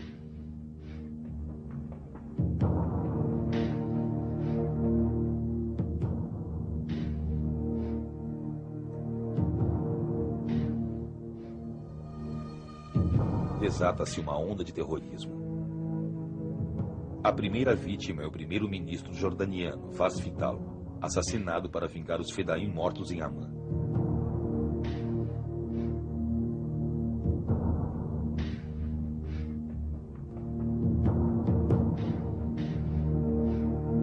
Depois é o Ocidente que deve espiar seu apoio a Israel. Ataques ocorrem na Holanda, Itália e Alemanha. Setembro de 1972. Atletas israelenses nos Jogos Olímpicos em Munique são presos como reféns.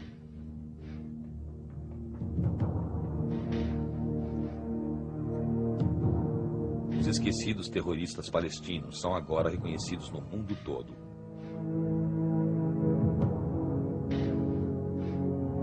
O capuz, o mundo inteiro tem medo. Os alemães atacam. Os Fedaim são assassinados. Os atletas são assassinados. Vem a público uma declaração triunfante assinada pelo até então desconhecido nome de Setembro Negro, reivindicando o atentado. A declaração é publicada em Beirute. O Líbano é um país pequeno que serve de lar para 600.000 palestinos. Palestinos armados guardam a entrada dos campos, do lado de fora dos escritórios da OLP. There is no organization called Black September within the frame of the PLO. We believe that Black September is a legitimate child of the September massacre in Jordan. September is a state of mind amongst the Palestinians. The Palestinians have been frustrated for the last 20 years. The world has not listened to them. They have been living in caves, in tents, under the worst conditions, under the worst situation that a human being can live. They have appealed to the United Nations. They have asked the whole world to understand their cause, to give them back their rights, to send them back to their homes. But nobody listened to them. So it is normal to have such phenomena amongst the Palestinians. No ano seguinte, Kamal Nasser é assassinado, aqui em Beirute, por um comando israelense. Os habitantes da escuridão em ambos os lados utilizam-se de suas armas costumeiras. O Mossad explode carros, envia cartas-bomba, ataca bases no Líbano e representações da OLP em todo o mundo. Hassan Kanafrani, Abu Youssef Najjar, Karmal Adwan, Wael Voti, Mahmoud Amishari, uma geração de líderes da OLP dizimada pelo Mossad.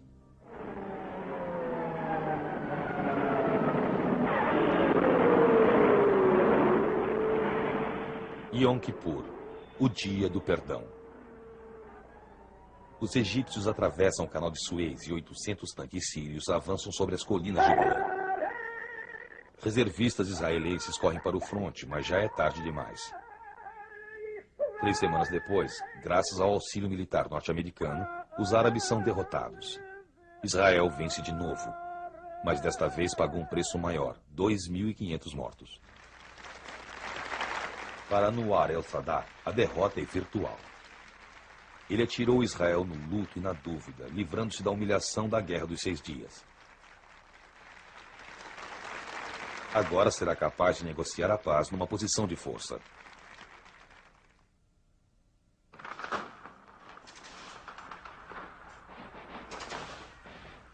Em Israel, o terror faz parte do dia a dia.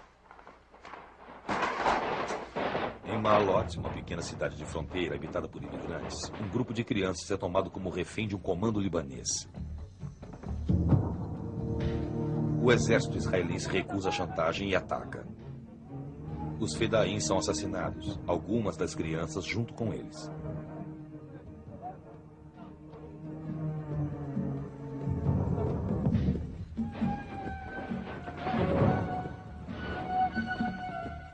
A OLP não condena o sequestro.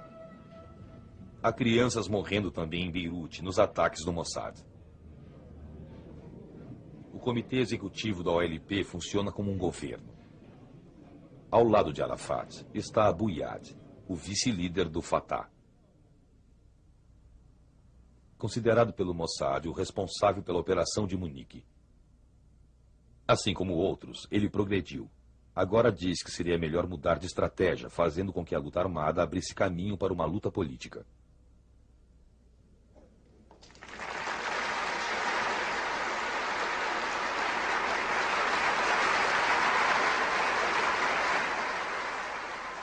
Depois de 27 anos de silêncio forçado, um palestino pode finalmente discursar nas Nações Unidas.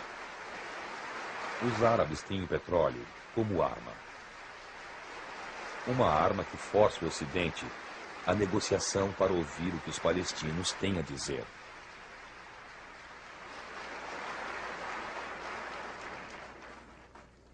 سيادة الرئيس، إنني كثائر من أجل الحرية. إنني ثائر من أجل الحرية. وأعرف كثيرين من الجالسين في هذه القاعة كانوا في مثل المواقع النضالية التي أقاتل منها الآن، واستطاعوا من خلال نضالهم أن يحولوا أحلامهم إلى حقائق. إنهم شركائي في الأمل والحلم. لقد جئتكم يا سيادة الرئيس بغصن الزيتون في يدي وببندقية الثائر في يدي، فلا تسقط الغصن الأخضر من يديه. لا تسقط الغصن الأخضر من يديه. لا تسقط الغصن الأخضر من يديه.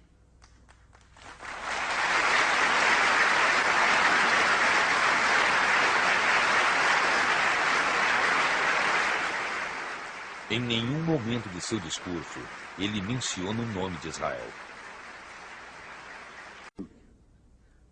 لقد جئتكم يا سيادة الرئيس بغصن الزيتون في يدي وببندقية الثائر في يدي، فلا تسقط الغصن الأخضر من يديه. لا تسقط الغصن الأخضر من يديه. لا تسقط الغصن الأخضر من يديه.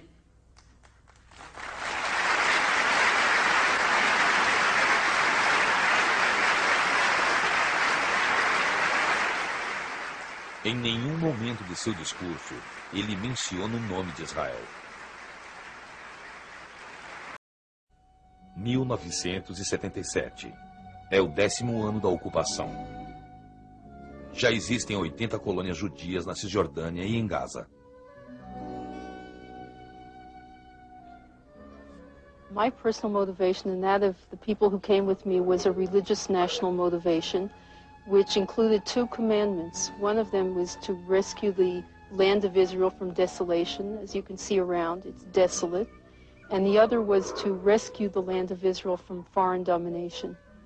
That means in an area which Israel controls because of repelling a war of aggression by Jordan and in self-defense, we feel Israel should establish its presence here permanently. Menachem Begin, líder da direita israelense, torna-se primeiro-ministro. É dada a maior prioridade à colonização dos territórios ocupados.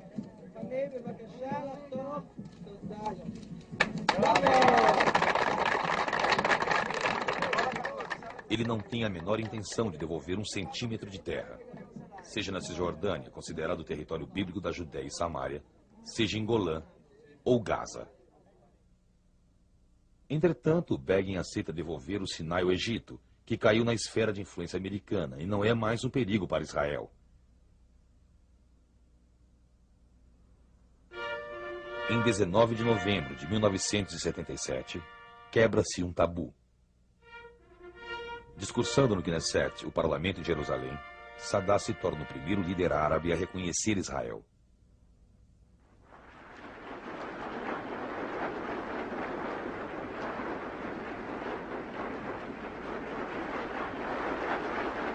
Os contornos do acordo foram desenhados pelo presidente americano Jimmy Carter. Paz por negociação de terras, com um lar para os palestinos.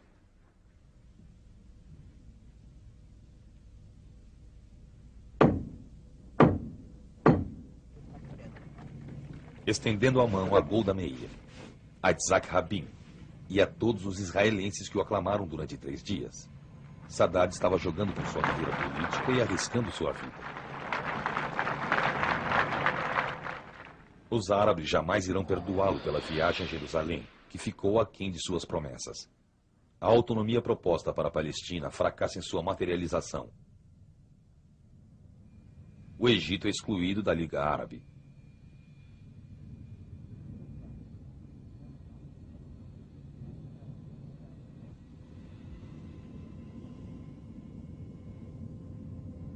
E Sadat é assassinado em 1981.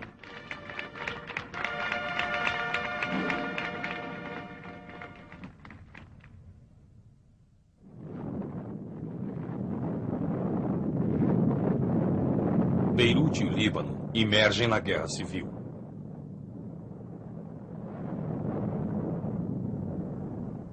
A situação é tensionada pelo poderoso líder sírio Hafez Assad, que não tem qualquer escrúpulo ao trocar de alianças como e quando bem entender.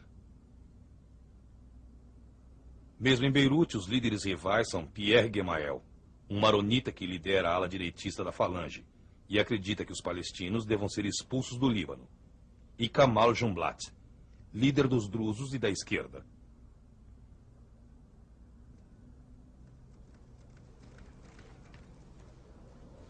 Ele vê Arafat como um aliado natural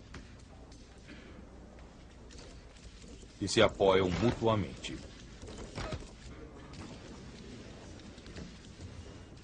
Em 1978, a cúpula libanesa está reunida. Menachem Begin vai encontrá-los no Líbano. Just a moment, just a moment. Do I have the right to make an opening statement? And then I'll answer all your questions, except those which I will not answer.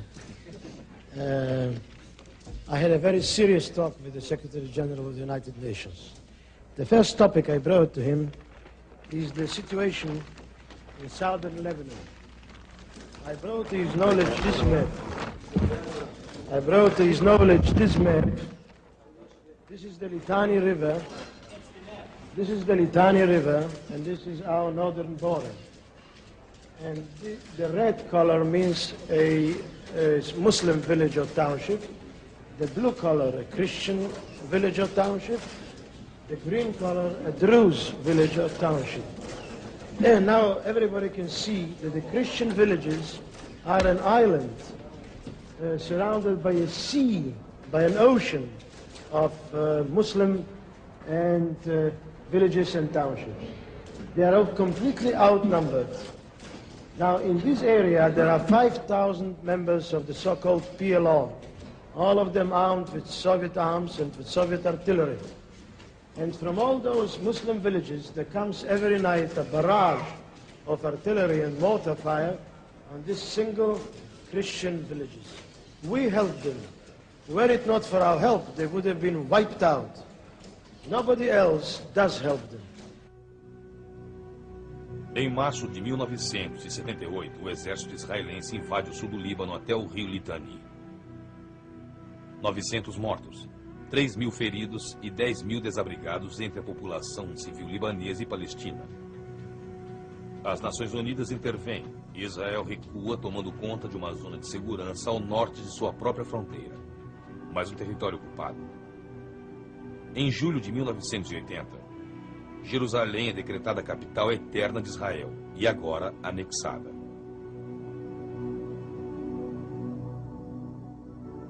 A próxima anexação será em dezembro de 1981, Golã.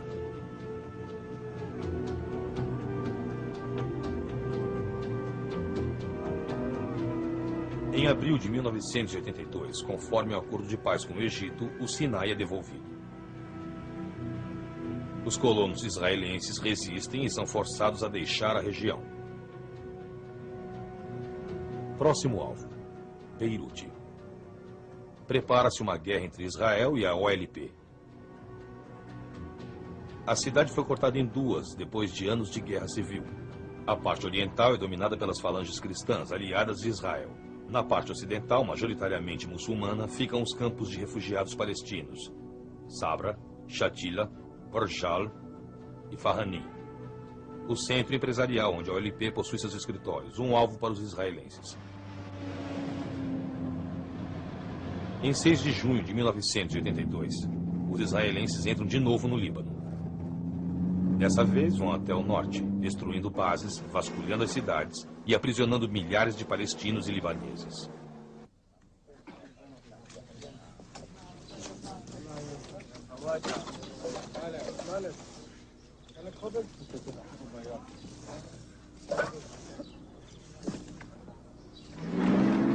Em uma semana, eles cercam o oeste de Beirute. Pela primeira vez, Israel entra numa capital árabe.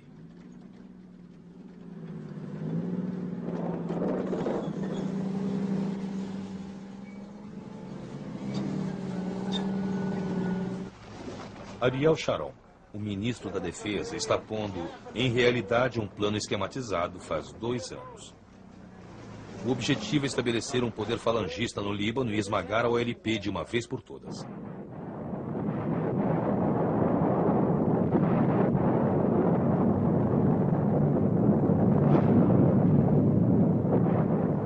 Nenhum bairro da cidade escapa.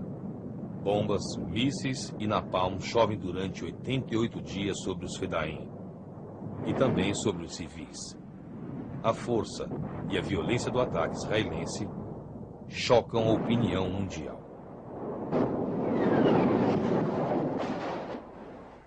Now, ladies and gentlemen, so we didn't enter Beirut, and we hesitated. Yes, indeed, I'm not ashamed to admit hesitations. It's human.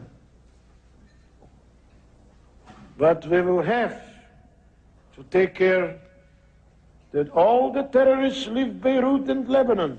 None of them will be left, I can assure you. None of them. Arafat aceita os termos impostos pelos americanos. Já há 10.000 mortos. E esta é a proposta. Os israelenses partirão, caso a OLP faça o mesmo. 30 de agosto é um dia de luto. O dia da partida dos 14.000 Fedaim sobreviventes. Carregam flores de laranjeira e Kalashnikovs. Muitos deles nasceram no Líbano e perderam um segundo lar. dispersaram-se pelo norte da África, Iêmen, Sudão e Iraque, um dia após o outro na Palestina.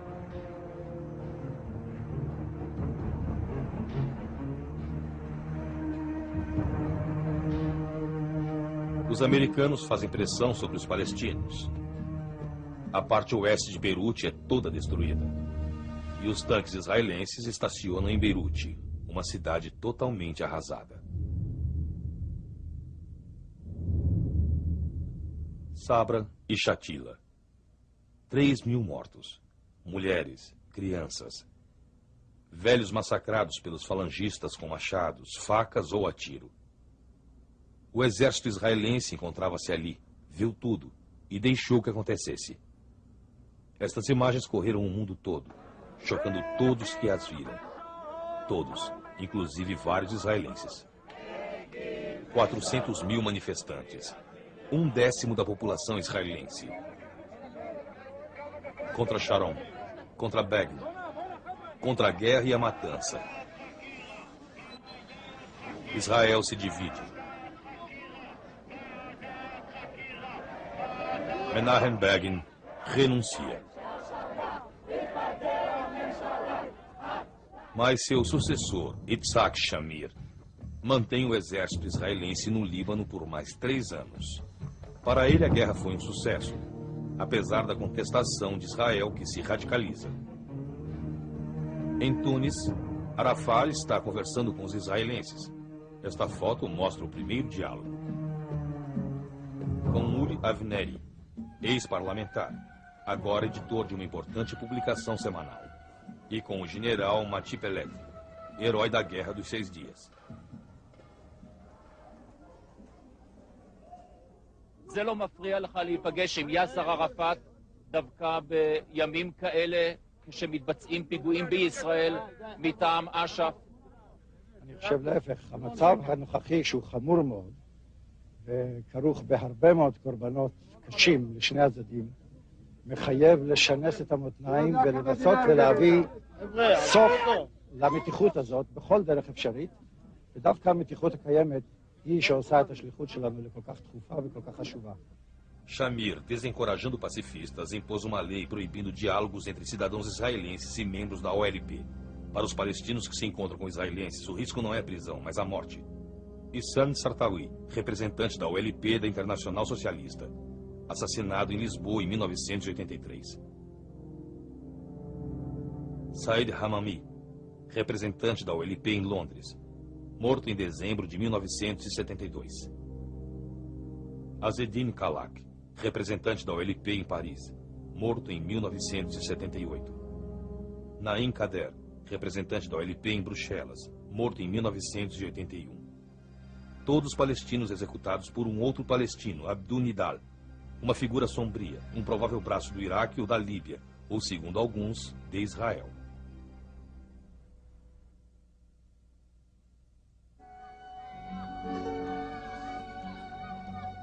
Gaza. Os palestinos vivem nos campos de refugiados sob ocupação israelense há quase 20 anos. 50.000 pessoas por quilômetro quadrado, vivendo em condições tenebrosas. Na Cisjordânia, trabalhadores palestinos, tendo que ganhar a vida, estão construindo colônias judaicas. 250.000 colonos judeus ocupam 40% da terra. Outro fato consumado.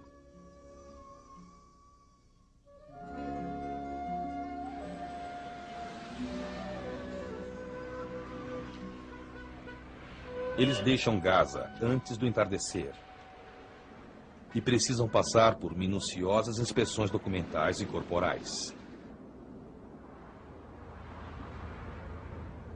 Não têm seguro social e recebem a metade do salário de um trabalhador judeu. Todas as manhãs os palestinos são submetidos a sessões humilhantes nas barreiras militares. بنقول للعالم كلها رسالة واحدة SOS بالإنجليزي الحقونا وإلا فقدتمونا. الحقونا وإلا فقدتمونا لأنه الآن إحنا في حالة أصبحنا تحت